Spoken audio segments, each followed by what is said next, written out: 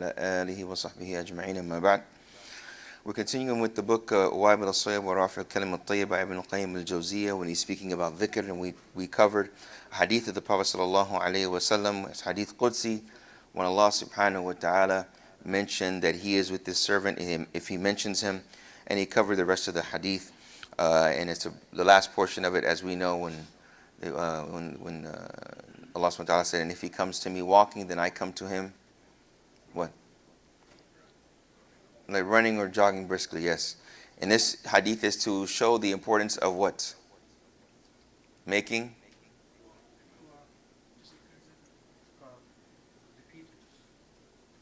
effort. Making the effort. Because the little effort that you make, Allah subhanahu wa ta'ala will give you more than what you've done. Right? Because he said, if he mentions him, I mention him, I mention him. If he mentions me in a gathering, I mention him in a much greater gathering. If he comes to me closer handspan, I come to him closer to arm's length. If he comes at arm's length, I come to arm's length. Right? So now Ibn al-Qayyim goes on and he mentions something very, very important here. He mentions a hadith on al-Bayhaqi, and it's daif jiddan, it's very, very weak.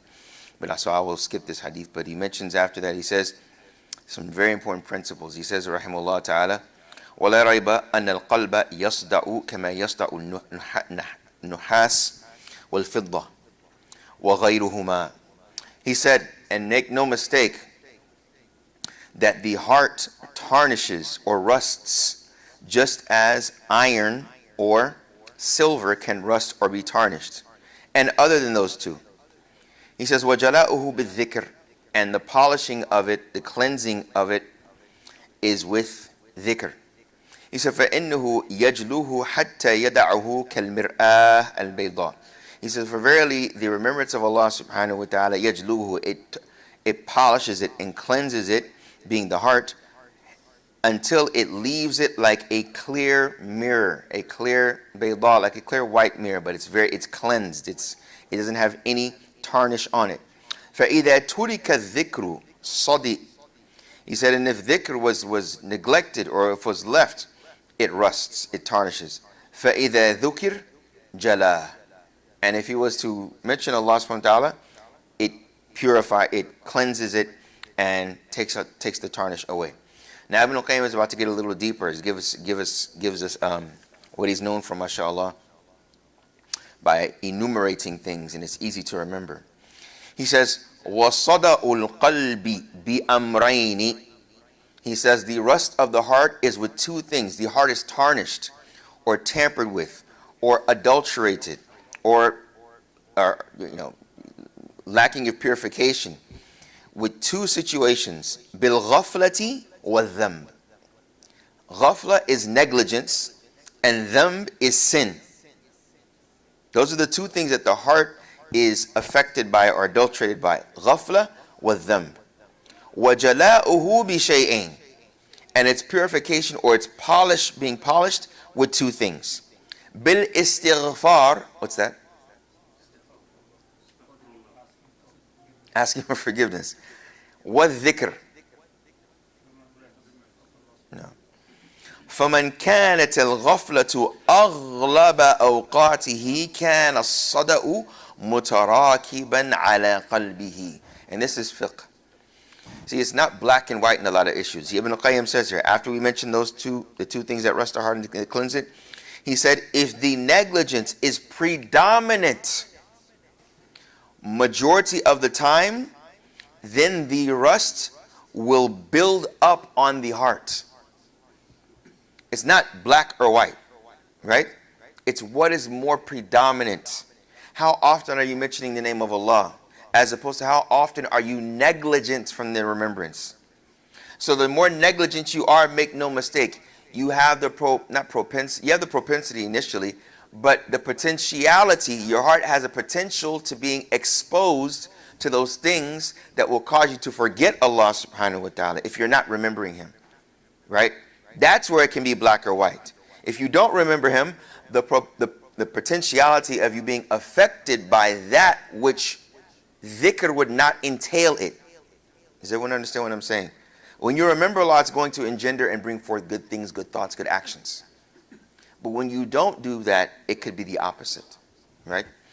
And then he says, rahimahullah ta'ala, وَصَدَاؤُهُ بِحَسَبِ غَفْلَتِهِ. And then he says here, and basically, and its tarnish is contingent upon its what?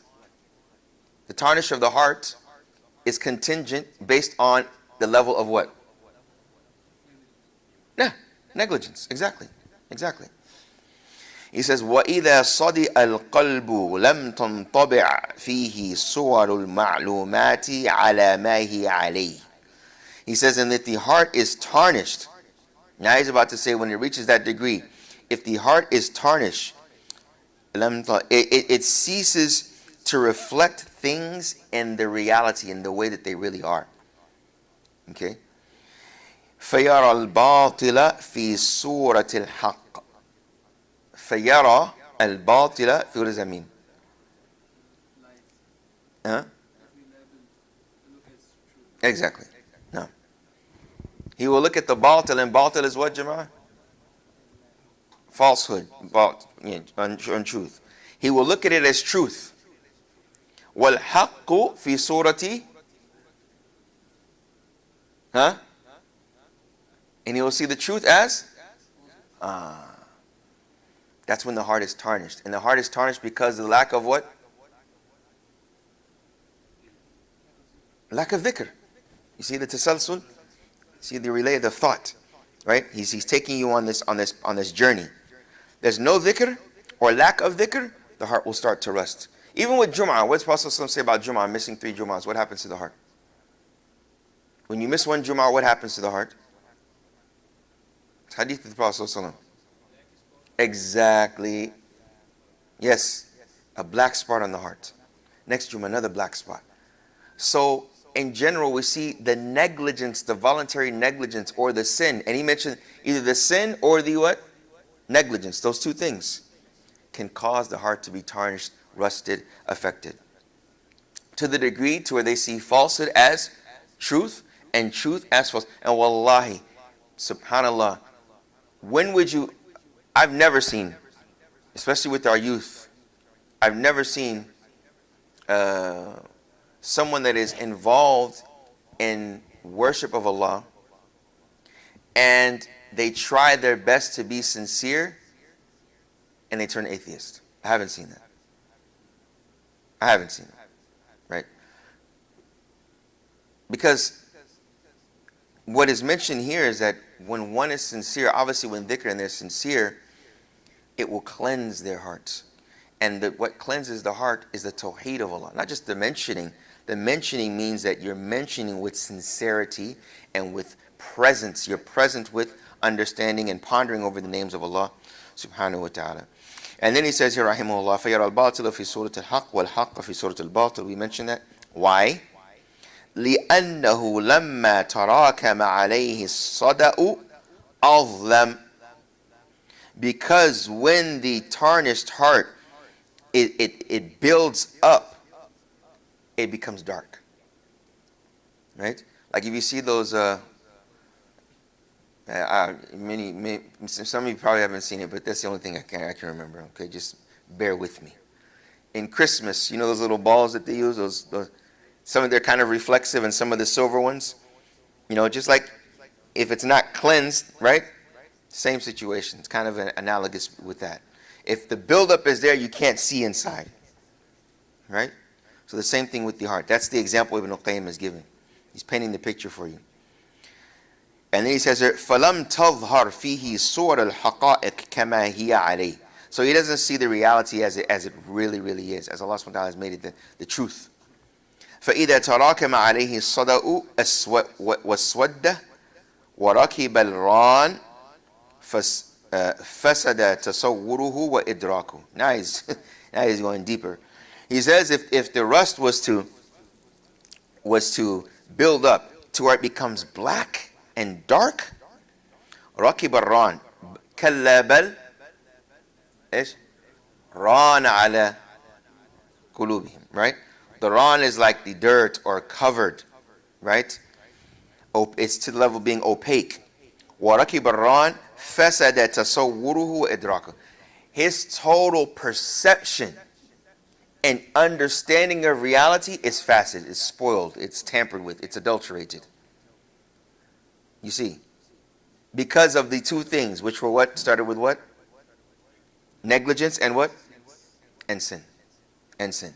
You see how I say gradually. If it's first he said it's dependent on the level, and if it's too much, it'll get darkened, it'll get opaque to the degree to where his heart or her heart is covered to where they don't even see the reality as truth. They see it as something totally different.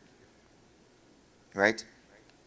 And this is subhanAllah. And I see this a lot. You see this a lot with people that mix or attribute Islam to their culture. Right? When their culture is their God or their culture is the litmus test for what is Islamic or what is not, that's where this can happen as well. And that's where a lot of bid'ah come through. A lot of innovation. A lot of innovation from this aspect. Right? Because they may be doing something that is sinful because my father is... Yes, we're Muslim, but there may be some innovative practices that have no basis in Islam, but my parents did it, my forefathers did it, and it's a sinful practice, and they don't make the effort to learn about it. There's a fine line, not to say everyone, but there's a fine line to where there is a level of responsibility to learn if that is from the sunnah or not. And they continue in doing so, and that's where their heart can be covered with this ran, because it could be something that is very, very sinful. And Allah subhanahu wa ta'ala knows best. He says, فَلَا يَقْبَلْ حَقًّا وَلَا يُنْكِرْ بَاطِلًا.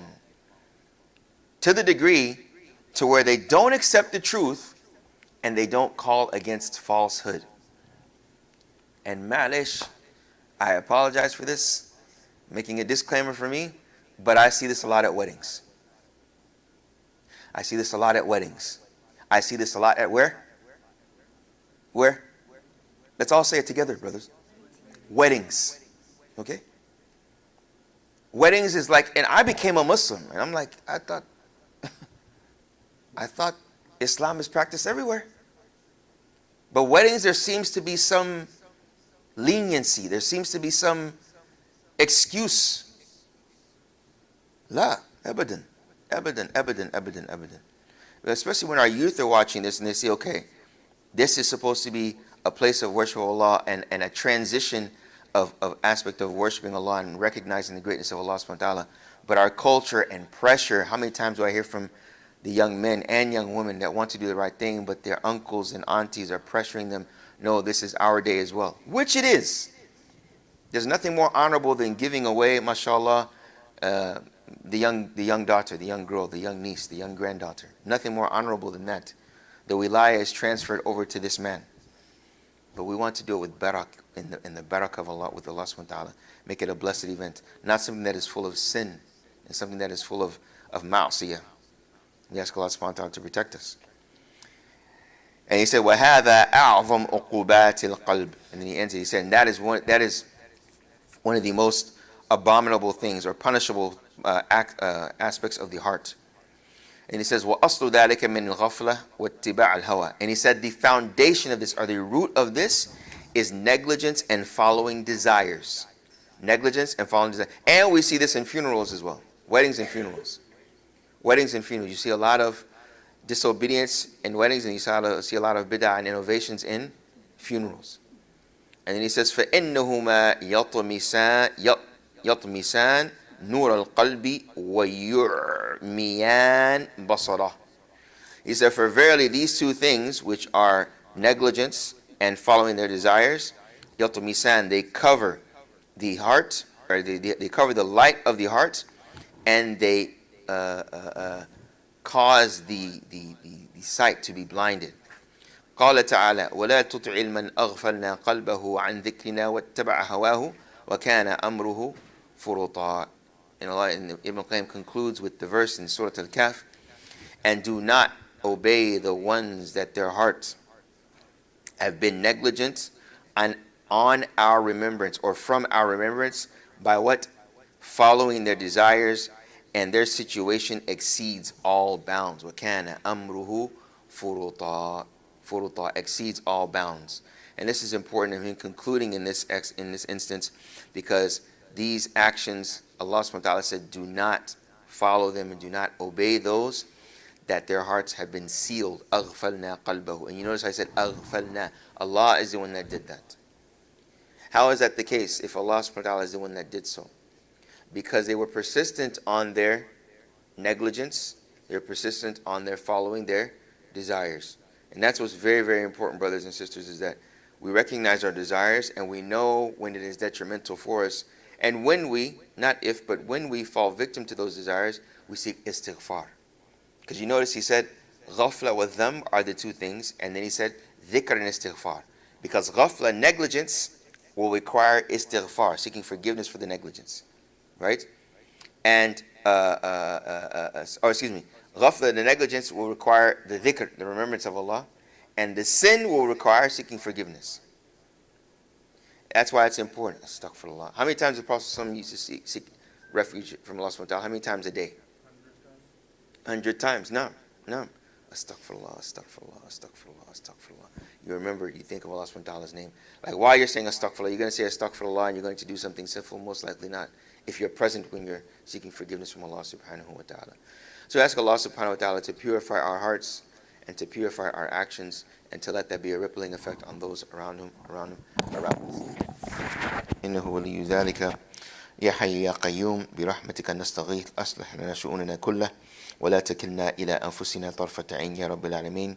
اللهم ثبتنا عند السؤال يا رب العالمين. اللهم طهر قلوبنا يا رب العالمين.